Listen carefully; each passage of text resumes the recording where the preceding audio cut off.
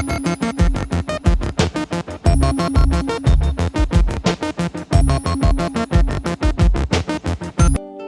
اللہ الرحمن الرحیم۔ شروع اللہ عز و جل کے نام سے جو نہایت رحم والا۔ السلام علیکم ناظرین۔ صبائیت کا سیلاب، لسانیت کا سیلاب، دہشت گردی کا سیلاب، فرقہ واریت کا سیلاب، بطخوری کا سیلاب، ان سب کے بعد اب کراچی میں ہونے والی موسلادھار بارشوں سے اسپورٹ سٹی کے آدھے سے زائد گھر، دکانیں، کاروبار مراکز اور سڑکیں اربن سیلاب کی زد میں ہیں۔ ایک دو برس کے دوران کراچی میں ہونے والی طوفانی بارشوں نے اس کے 50 لاکھ سے زائد غریب، متوسط اور نیم متوسط لوگوں کو کہیں زیر بار تو کہیں بالکل ہی برباد کر کے رکھ دیا ہے۔ گھروں میں گندے اور بدبودار پانی نے ان کی موٹر سائیکلیں، گاڑیاں، بستر، لباس اور فرنیچر سب غرق کر دیا ہے۔ تمام متاثرین ہر بار لیڈران کی شکل میں تراشے گئے ان بتوں سے عقیدت کے جرم کی پیداش میں اب تک سڑکوں پہ ڈیرے ڈالے ہوئے۔ کراچی کو کسی نے باہر سے آ کر نہیں لوٹا، کراچی کو تو اندر سے لوٹا گیا۔ اس میں بتہ لینے والے بھی اور رشوت کا مال کھانے والے بھی، ان میں ٹھیکے دینے والے بھی اور لینے والے بھی، ان میں قبضہ کرنے والے بھی ہیں اور قبضہ کرانے والے بھی ہیں، ان میں جرم کو تحفظ دینے والے بھی ہیں اور جرم کرنے والے بھی، ان میں وہ وزیر بھی ہیں اور مشیر بھی ہیں، ان میں ڈاکو بھی ہیں اور ڈاکے ڈلوانے والے بھی ہیں، ان میں لوٹنے والے بھی اور لوٹنے والوں کو کاندھے پر بٹھانے والے بھی۔ کراچی کو ڈبونے میں وردی والے بھی شامل رہے اور بغیر وردی والے بھی۔ کراچی کو لوٹنے اور ڈبونے میں corporation, mayor, water board, Sindh building control authority سمیت کئی ادارے، سندھ کے وڈیرے اور جگیردار بھی شامل ہیں، اور اسی نسبت سے آنے جانے والے وزرائے اعظم اور وزرائے اعلیٰ بھی۔ کسی بھی کوسٹل شہر میں ہونے والی طوفانی بارشیں وہاں اربن فیلڈ کا باعث بن جاتی ہیں۔ کہیں کہیں ایسا بھی ہوتا ہے کہ 2-4 دن کی تیز اور موسلادھار بارشیں کوسٹل شہر کے کچھ حصوں کے نظام زندگی کو درہم برہم کر دیتی ہے،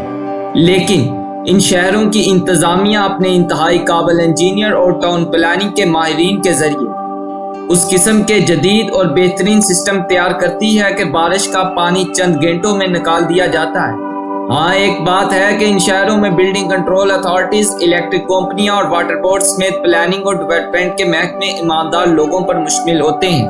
جنہوں نے اگر سب سے پہلے عوام کو جواب دینا ہوتا ہے تو انہوں نے اپنے معاشرے اور گھر والوں کے بعد اپنے خدا کے سامنے حاضر ہونے کا بھی یقین ہوتا ہے۔ جس دن ہمارے بچوں نے والدین سے اور بیوی نے خاوند سے پوچھنا شروع کر دیا کہ نت نئے پلاٹ اور گھر کہاں سے لیے جا رہے ہیں، یہ گاڑیاں اور قیمتی لباس ہم سب کے لیے کہاں سے آ رہا ہے، تمہاری تنخواہ اور آمدن قلیل ہونے کے باوجود تمہارے اخراجات، تمہارا لائف سٹائل اس قدر بلند کیسے ہے، بس سمجھ لیجئے گا کہ اس روز پاکستان میں انقلاب کا آغاز ہو گیا ہے۔ نہ جانے وہ دن کب آئے گا، لیکن جب وہ دن آئے گا تو پھر ندی نالوں، سڑکوں، خالی میدانوں پر قبضہ نہیں ہوگا اور نہ ہی اربن سیلاب آیا کریں گے۔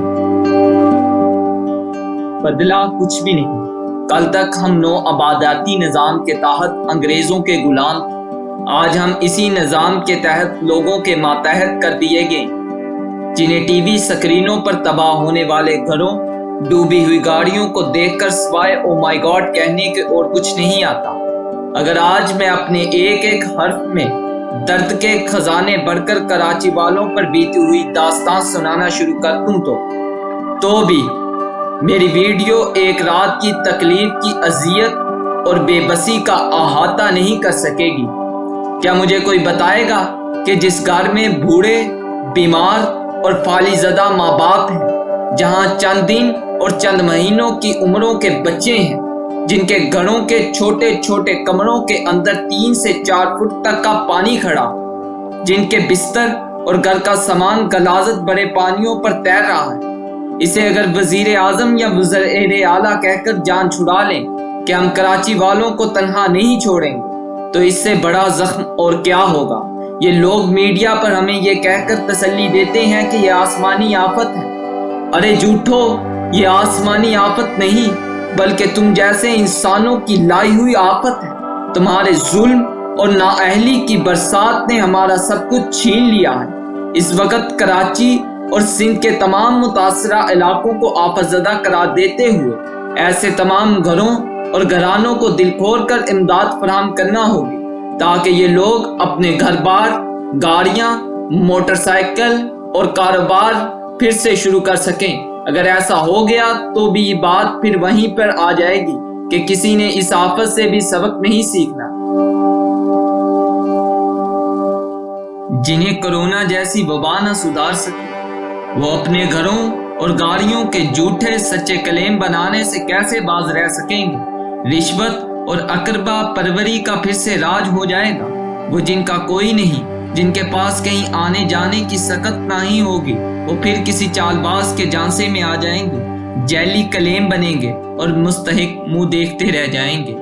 ناظرین، پاکستان میں جور قابل اس قدر بکھرا ہوا ہے کہ اگر کبھی اس کا 50% بھی کسی حکومت نے ملک کی بہتری، امن و امان، ترقی اور پائیدار منصوبہ بندی کے لیے استعمال میں لانے کا آغاز کر دیا تو 22 کروڑ پاکستانیوں کے غم و غصہ،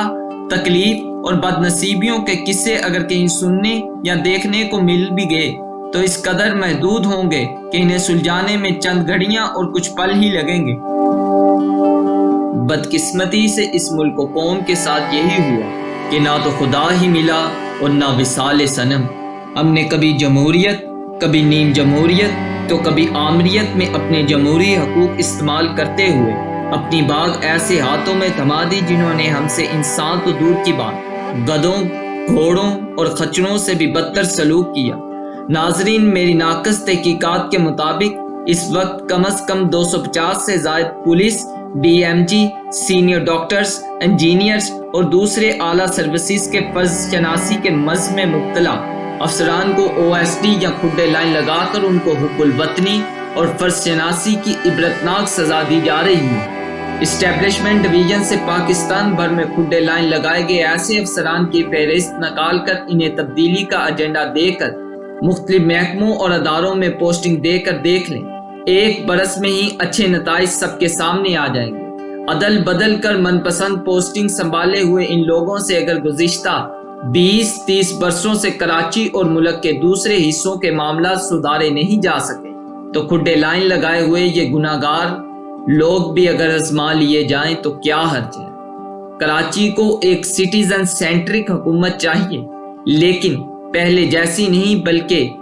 ایسی شہری حکومت جسے کسی پارٹی لیڈر کے سامنے سر جھکانے کی عادت نہ ہو،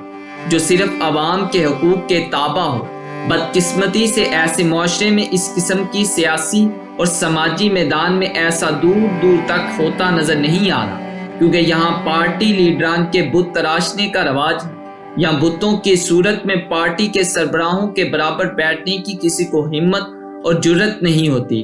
بھلا بولنا اور کھڑے ہونے کی کیسے ہوگی جس شخص کی اپنی کوئی رائے نہیں ہوگی، جس نے بھتہ دینا